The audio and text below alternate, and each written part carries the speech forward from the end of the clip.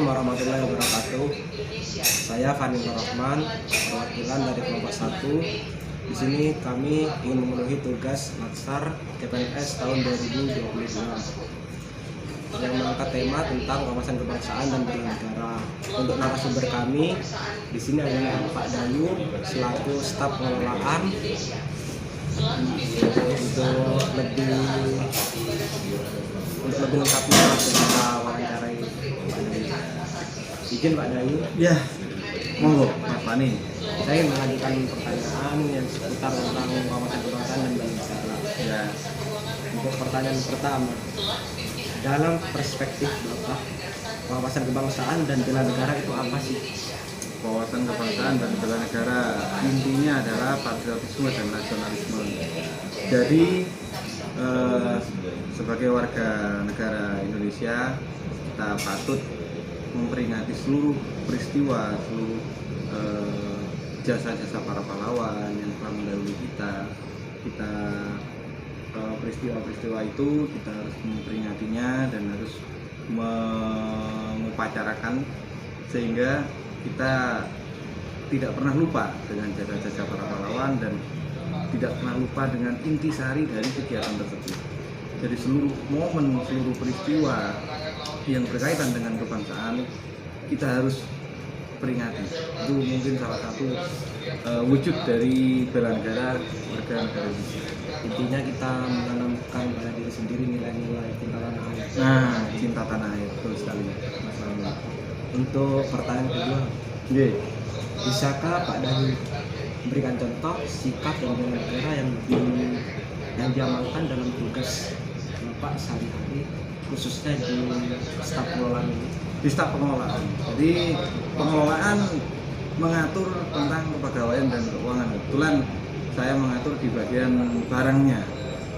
Untuk masalah barang dan keuangan, mungkin salah satu dari realisasi saya untuk mewujudkan bela negara, yang pertama merealisasikan seluruh anggaran yang diberikan oleh negara kepada kita tepat sasaran. Jadi tidak ada campur tangan antara kepentingan bersama atau kepentingan suatu golongan, kepentingan pribadi. Jadi tidak bisa dicampurkan maksudnya. Jadi untuk merealisasikan anggaran tersebut kita harus merancang, harus merencanakan sehingga terwujud apa anggaran itu dituju kemana dan tepat sasaran. Kalau kita di pemasyarakatan ya jelas ke warga binaan dan masyarakat. Tentunya kita di staf pengelolaan ini harus mengelola aset-aset dan keuangan itu secara transparan. Setransparan mungkin. Sekian yang bisa saya Pak Dayu sampaikan dalam podcast ini. Kurang lebihnya mohon maaf. Wabillahi taufiq wal hidayah. Wassalamualaikum warahmatullahi wabarakatuh. Waalaikumsalam. Assalamualaikum warahmatullahi wabarakatuh. Sekarang saya bersama Pak Adi.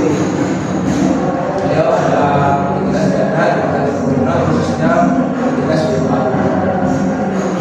Mungkin Pak Adi, saya ingin menanyakan beberapa pertanyaan dari teman saya Pak Nur dari Kota Waspada Berbagai. Pertanyaan pertama itu usaha apa saja yang Bapak lakukan untuk meminimalisir para pelarangan masuk ke dalam kota, khususnya di wilayah Lewat. Ya, saya menjawab pertanyaan dari adik-adik saya yang bernama Fani. Untuk meminimalisir barang terlarang yang masuk ke area, khususnya dalam hutan, saya sebagai petugas P2U, petugas utama yang berada di pintu 1 dan pintu 2 area steril, yaitu dengan lebih teliti lagi, lebih fokus lagi, lebih giat lagi untuk dalam hal tentunya itu dalam pemeriksaan badan, pemeriksaan barang, pemeriksaan segala apapun yang melewati lalu lintas P2U atau frontier. Dan juga untuk penggeledahan badan dikhususkan lebih teliti di area-area tersembunyi, misal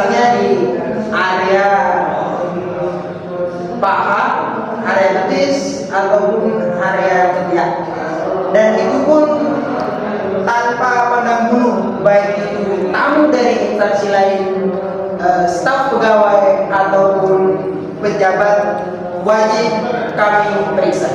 Terima kasih kalian atas jawabannya yang sangat bagus. Untuk pertanyaan kedua, tentang apa saja yang dihadapi ketika bertugas menjadi PNS, khususnya WIP yang merupakan tugas paling depan, garda terdepan dari pengamanan di rutan. Itu pertanyaan kedua. Menurut saya pribadi ya, pengalaman sudah 4 tahun mengabdi di korps pemasyarakatan, itu tantangannya baik dari dalam maupun dari luar.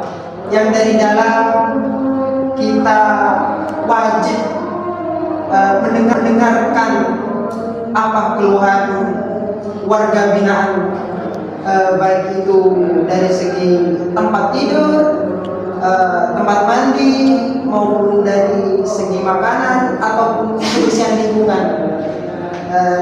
Yang dari luar itu ada juga, itu bisa dari penyelundupan barang terlarang ataupun pelemparan yang melewati area pos menara, yaitu area Berangga.